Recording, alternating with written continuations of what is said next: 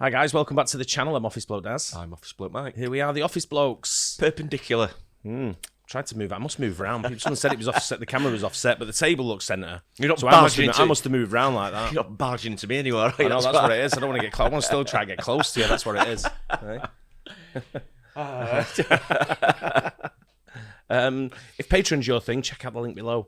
Loads of stuff on there. Loads of new stuff coming as well. Yeah. So all starts for a bargain. £1.50. Cheap at half the price, I'd say. Indeed it is. About $2. Well, not even that. It's about $1.80. Probably not even that these days. Yeah, I would guess Probably so. rounds it up to $2. Yeah, something like that. It's cheap anyway. Nothing. Check out the Cheapest link. chips. Why fast food has become so expensive?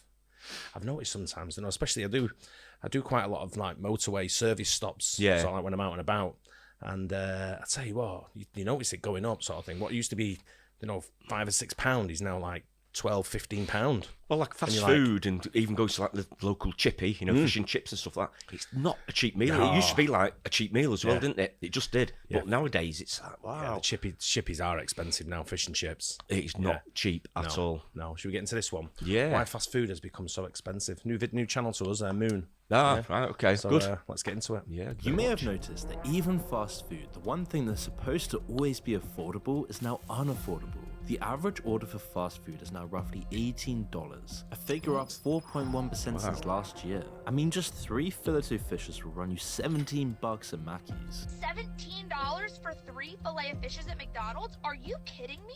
And it's not just fast food, even coffee chains like Starbucks are now at a point where you'll go in and end up paying $7 for a single cup of takeaway coffee. And these costs aren't slowing down. That's why I'll be interested to find out from viewers and in the comments section as well.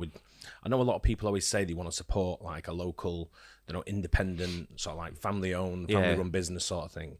But sometimes, a lot of time, convenience kicks in, and it's what's there or thereabouts. You can go to Starbucks because it's only around the corner from your house, maybe, or whatever it is, rather than go to a mom and pop shop that's like a mile away or whatever it may be. Yeah.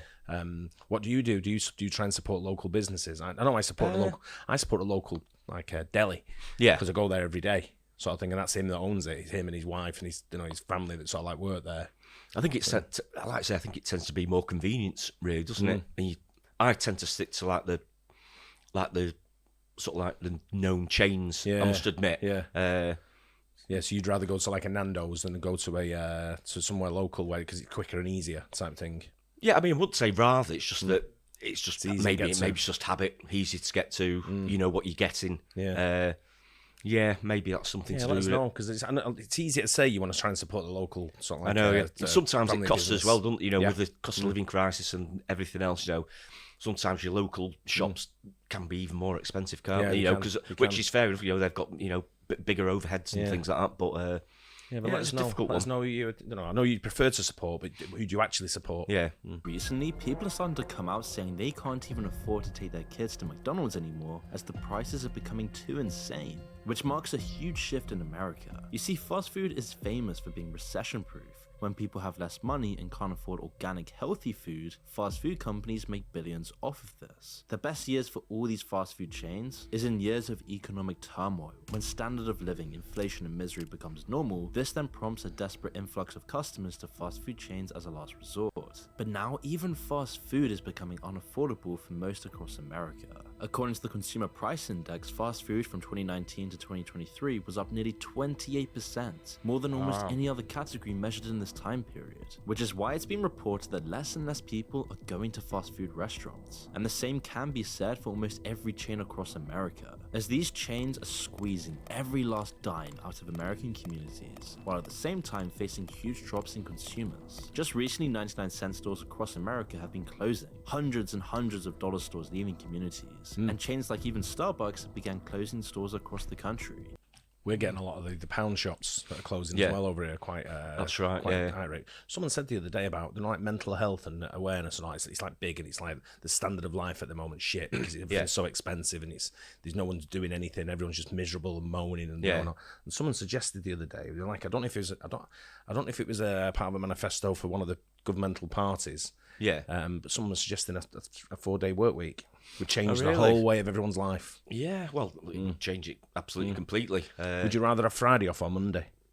No, I think we've discussed this before, haven't we? I think I'd probably be more like a Friday. Yeah. Sort of like a longer weekend, and then just come back in on the Monday. Because Monday's nothing happens on Monday anyway. Friday's Grim day, innit? Shit day. Yeah, it's a shit day of the week. Talking about supporting local sort of like businesses and stuff, we do actually do it for pizzas. There's one local called Smash Pizza. Yeah, it's absolutely amazing. And that's a local family owned, is it? That's just a local one. As far as I know, it's just like that's their only one. I could be wrong. They might have one or two others, but it's not. What's like it called? Papa John. We just know him as Papa. There is one of those now. Yeah. But funnily enough, all of these companies have still been able to maintain their revenue. How? What's going on here? And why are fast food chains raising their prices so dramatically? And even more importantly, how are they losing customers and still keeping the same revenue up? Well, trust me when I say that this matters a lot for you watching this right now, as this is an omen for the future of the American economy. And so of course, there's a bunch to unpack here. Now on the surface, fast food is more expensive for a few reasons. The cost of packaging and buying up the raw ingredients needed is naturally increasing with inflation and the food market as a whole. However, of course, these crazy fast food prices isn't happening across the entire world. It's more of an America-centric thing. And one of the main causes for this is rising minimum wages. As recently it was announced in California alone that all fast food workers would earn a minimum of $20. And this is starting to become the norm for many major cities within the US. And this is out of necessity, as the labour market is starting to turn their back against fast food establishments and chains. So the only way these chains can bring back workers is by incentivizing them financially. Which is why CNBC noted that the labour supply for these chains is still below 2019 levels. Or put more simply, there's more job openings and less applicants. Okay, so rising labour costs and industry costs is the reason for why fast food and all the other chains are becoming more expensive, right? Well, not entirely. You see, there's a lot more beneath the surface we need to unpack here. To stand out, recently companies like Wendy's and McDonald's have been pouring millions upon millions into their apps, and more specifically making you spend on their apps to get points, creating this chain and dopamine feedback loop, ensuring you always come back for your free occasional rewards and discounts. Going so far as to use these apps to monitor your habits, where you live, your lifestyle, to always constantly addict you into consuming the slop that they're shoving down your throats, that they're addicting you to. And by understanding this, you start to realize how dependent all of America is on chains as a whole. Because the more dependent you are on these chains as products, the easier it is for them to raise their prices, as you have no other option, which is really concerning for anyone who lives in or has been to America. I mean, just recently I was in northern Florida and Georgia, and there's literally nothing in most of these small towns in southern America, apart from highway strips, malls, and anonymous signs to chain stores glowing everywhere. You can't even walk across the street to shops or local community areas. You have to drive no matter what, even if it's just across the road, because the entire landscape is designed to be anti-human. In most of America, there are no local food shops, there is no walkability, there is no affordable healthy food, just mega chains in most rural areas and low-income neighborhoods. I mean, most towns in America consist of usually just two types of chains, fast food stores and dollar stores. But the question is, why is this the case and how did it get there? It wasn't always like this. Well, in much of America, people are situated in food deserts, where there's hardly any local organic options, as it's too expensive for most people to enjoy, due to the economic state of the country. So instead, companies like Dollar General and 99-cent stores have swooped in, using all of their financial power to outprice any local regular food options, and instead replace local businesses and grocery shops with these giant chains. It's why so much of America feels like clone towns, the same small town of chains, highways and strip malls, on repeat for hundreds of miles. And it's so accepted because at first the chains are seen as cheap, but as more and more people are realizing recently, this is just an illusion to make you dependent on the chains in the long run. Because instead of giving communities normal nice grocery stores, they create dollar stores, and most of these dollar stores aren't even actual dollar stores anymore. Especially for what you get in these sorts of places, you're getting very little substance back, as it's usually never actually cheaper in the long run. But by doing this, these chain stores have created a billion-dollar industry. Dollar stores, for example, like 99-cent stores, have been able to exist well within the American economy by replacing grocery stores for low-income workers in bad neighborhoods or people in rural areas, as these were some of the only places that everybody in America could afford, no matter what. And it worked because these stores made the American economy accessible to everybody, even the lowest income consumers, by supposedly offering hope to bad neighborhoods and rural areas, equalizing opportunity, and in turn providing jobs for those people. people. And it works so well for so long that there's actually more dollar stores in America than Walmart, Starbucks, and McDonald's is combined. But now even dollar stores are raising prices, but not really in the same way as other chain stores like McDonald's. It works like this: for $1, you're starting to get less and less to the point that you end up spending more for less, and just like with rising fast food prices, people are now going to these chains even less, which is why Family Dollar has closed 1,000 stores and 99-cent stores have closed 371 stores. And it seems like this is a continuing trend, and yet weirdly, the two biggest dollar store companies, Dollar General and Dollar Tree, have been making billions in profits. Something weird's going on. Why are they closing and yet still making a profit? Is it really just prices going up? But even if you don't go to dollar stores often, this is still a sign of the times, because prices continue soaring for almost everything. And now, if they shop at the dollar store or not, most Americans think they need to save over $1.4 million for retirement. 1.4 When they talk about like dollar stores and people who work in like fast food chains and stuff like that, they're going to get $20 an hour and all that. The trend you've had coming in the last 2 or 3 years is like food delivery companies as well. Yeah. So while you've had cheap migration coming in as well, where you can get like a job as a food delivery guy. Yeah. I guess they weren't there 7 years ago. That's right. 5 to 7 years ago. They were there because you've always had the pizza guy and delivery guy. They've always been there. Yeah. But now it's more rife now with that, obviously with like I don't know what it is in the USA. It's Uber Eats, DoorDash. Over here, you've got Deliveroo, Uber Eats, Yeah, Just Eat. Everywhere, aren't they? I mean, it's huge now, isn't it? Yeah, we've got delivery quite a few business. guests here. We've got that as well now. We've got quite a few. Which I'm guessing would cut down on the staff needed in store as well for certainly for fast food outlets anyway. Obviously, Yeah. I don't know if Uber Eats and I know it's one of them over here. I don't know if it's Deliveroo or Just Eat as well as Uber Eats. Yeah. I don't know if they do it in the USA or other countries where they actually deliver all kinds of stuff now. It's not just food. Oh, do they? So they deliver like if you want Makes to buy a sense. lawnmower, Yeah. they're delivering lawnmowers or whatever you want to buy. It's just a natural thing to go into all markets, I suppose. Yeah. If you're delivering, aren't you? Yeah. So, and another thing that they pointed out before was all the reward cards and things like that. That is a big. Everyone seems to have reward card. I'm big on have it. an app for everything. I'm big on it. Yeah, I love the amount of times I've got stuff off reward cards that people go, "How have you got that?" And I've gone, "I collect the points." Yeah. And they go, "Really? You get that from that?" And I'm like, "Yeah." That is one of the reasons why I'd go to places like Costa and not a local sort of like shopping, because you get the rewards and every now and again you get a free drink or money off and things like that. So it does draw you in, doesn't it? It really does, and it's a good way of keeping old customers. There is, and it's like I said, if you can get a really good reward card program, some of the rewards, the better rewards, I mean airline programs and things like that, I'm massive on, because it's like I know what I get out of it at the end of it. And at the end of the year, you can get like a business class flight. I think for local small businesses, I think it's a lot more difficult to do. Giving out rewards, giving out things for free, which is where it's really, really difficult. My son stays on, so he's got his own business in a shop in a high street, and he stays big on it on reward and loyalty cards. Yeah, and he's only a small 3-man operation type thing, but they're big on loyalty, and their repeat customers something like. I think it's something like 90%. Oh, really? Yeah, wow, that is big. So it's huge retention. Yeah, because it's the way if you have got that retention, then it is worth doing it, isn't it? If you've got that massive, much, so $1 million. That number is up over 50% from just 4 years ago. It means our money's going to have to work overtime, right? Well, luckily, thousands of people are already benefiting from an exciting new asset with Masterworks, the art investing platform that sold over 50. You can see everything about some artwork right now.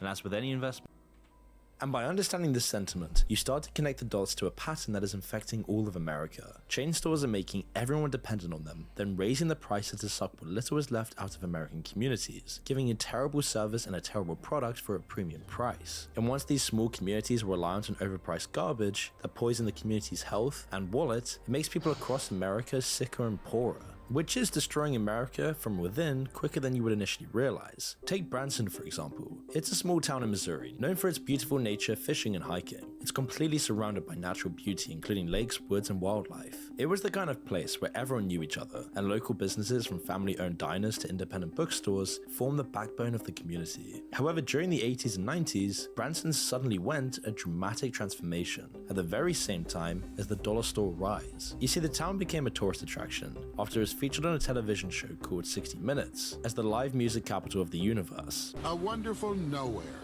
A cafe, a five and dime. 3,000 and something souls in a town in the Ozarks that's a mere blip on the 2-lane strip of blacktop of Route 76. And it gets 4 million visitors a year. And this coverage sparked an entertainment boom, with new theatres and venues springing up rapidly, and you would think this would be great for the small town. But as Branson's popularity grew, the chains across America were starting to take notice. And over time, these chains started to outnumber and overshadow all local businesses. The community fabric began to change as these larger companies brought in outside employees, and the profits started flowing back to corporate headquarters rather than staying within the local economy. Local shops and restaurants that had been the community staples for decades found it increasingly impossible to compete with the pricing power of national chains. Many were forced to close their doors, and the entire social and cultural landscape of the town changed. Suddenly it was becoming a clone town, an exact replica of every other small town across America. McDonald's, dollar stores, giant highways. Community events that once centered around local happenings and traditional gatherings gave way to events aimed at just drawing tourists. The entire town's identity was numbed down, from a close-knit community to another clone town. And it's the same pattern for most towns across the states. And it's something that David Foster Wallace predicted in the book Infinite Jest, where he wrote of a future where eventually in America, year names are replaced by chain names. Instead of say 2024 for example, it would be the year of the Whopper instead. I mean, is it any surprise that 1 in 8 Americans are now becoming alcoholics? Depression and anxiety is at the highest levels ever recorded? I mean, despite all of America's technological advancements, all the new gadgets, the latest iPhones, the latest Starbucks flavors, the latest new Big Mac specials and rewards, nihilism is hanging in the air more than ever. The economic pressure is mounting, and people are becoming more and more isolated from their communities and one another by soulless chain stores being the icon of their towns. And so when you see your favorite chain or your local McDonald's raise its prices exponentially every single year, keep to mind the words of Theodore Dalrymple, quote, "I deplore McDonald's disgusting products and despise the childish and garish decor of their canteens. They detract from the quality of our civilization. If someone were to tell me that children love these restaurants, I should reply, but that is precisely why it should be a criminal offense." Wow, I quite enjoyed that. Wow. Yeah. It's funny because we've got kind of the opposite sort of like effect going on where we live around here. Yeah. Because ours is our towns and villages, which we both live in, are being generated by the small independent shop. Yeah. So the big chains they're not closing down, but they're not opening up neither.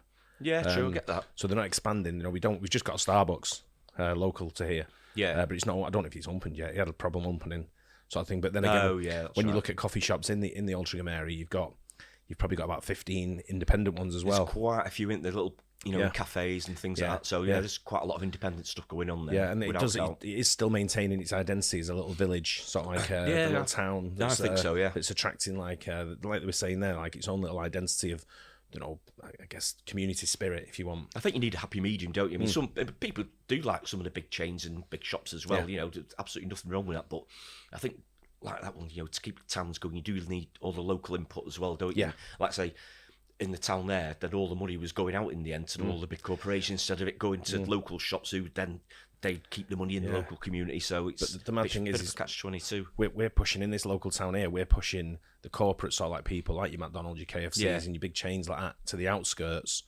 and that's damaging footfall coming into the main centre. Yeah. So they haven't got any. There's no big chains now in the main centre. Yeah, no, really. True, yeah. Nando's is the only one I can think of. Yeah, that's sort of like got that sort of fast food wise. Definitely, that is pretty much the only one, isn't it? Yeah, you're right. And so it's like they're moving all the footfall that's coming into the fast food place outside of the town, so that's right. It's not coming into the main centre. So but there are other local independent sort of fast food shops, aren't there? Yeah, in the main town centre. Yeah. There's loads of them, but it's getting the footfall though, because you're gonna spend $10 for a coffee there or $6 at McDonald's. Probably sometimes people, especially if people don't know the town, they probably tend to walk past places like that, and they're looking for a McDonald's, looking for a KFC, aren't they? So that's what they're looking out for. But interesting, all right. It is very interesting. Yeah, it could happen. Certainly, the same thing could happen over here. Yeah, and probably does. Well, so I'm sure it's happening. Yeah, because normally the trend sort of like moves from USA starts to there, Europe. then we follow. Europe. So. Anyway, hope you guys let us know in the comments.